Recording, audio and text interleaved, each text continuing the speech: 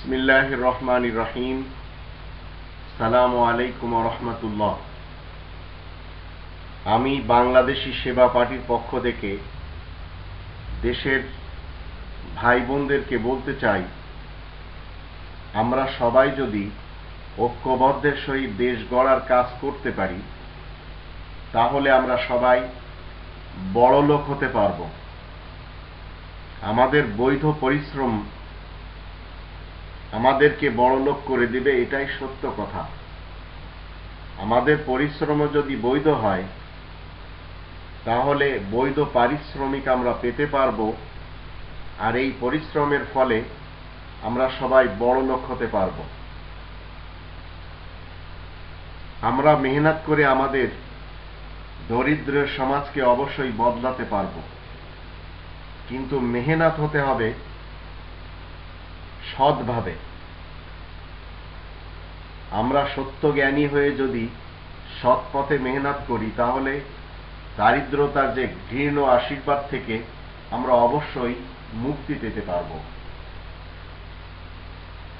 আমাদের অর্থনীতির বিকাশের জন্য দরকার হলো বৈধ পথে মেহনত করা। এদেশের প্রতিটি মানুষই উন্নত জীবনযাপন করতে পারে যদি তারা কল্যাণের পথে মেহনত করে, আর বাংলাদেশি সেবা পার্টি এটাই চায়।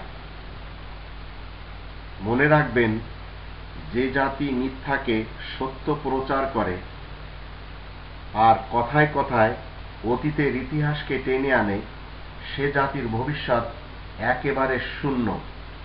কখনো সেই জাতির ভবিষ্যৎ উজ্জ্বল হয় না। তবেই তো মিথ্যাকে সত্য বানিয়ে যারা গণমাধ্যমগুলিতে নকরি করেন, চাকরি করেন, তারাই দেশকে দরিদ্রের মুখে ঠেলে দিচ্ছেন। তারাই দেশকে অশ্লীলতার সাগরে ডুবিয়ে দিচ্ছেন। যে সকল সাংবাদিক ও বুদ্ধিজীবীরা এবং দেশসেবকেরা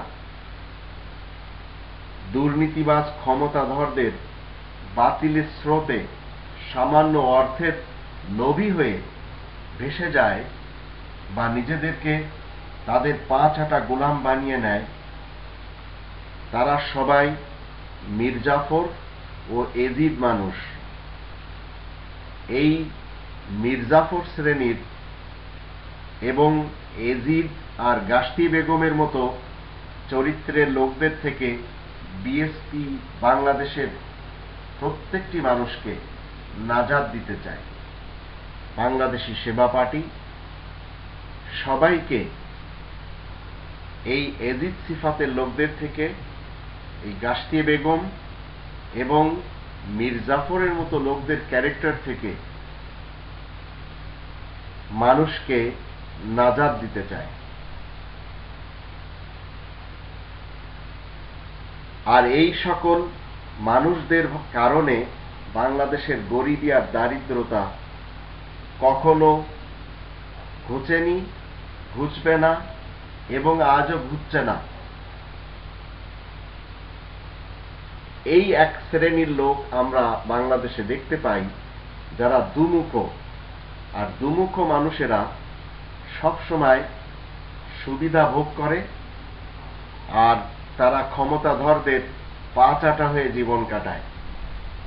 বাংলাদেশি সেবা পার্টি প্রত্যেকটি বাংলাদেশিকে নিরাপদে রাখার জন্য, তাদেরকে সুবিচার দেওয়ার জন্য, তাদেরকে ন্যায্য অধিকার দেওয়ার জন্য সংগ্রাম করে যাচ্ছে।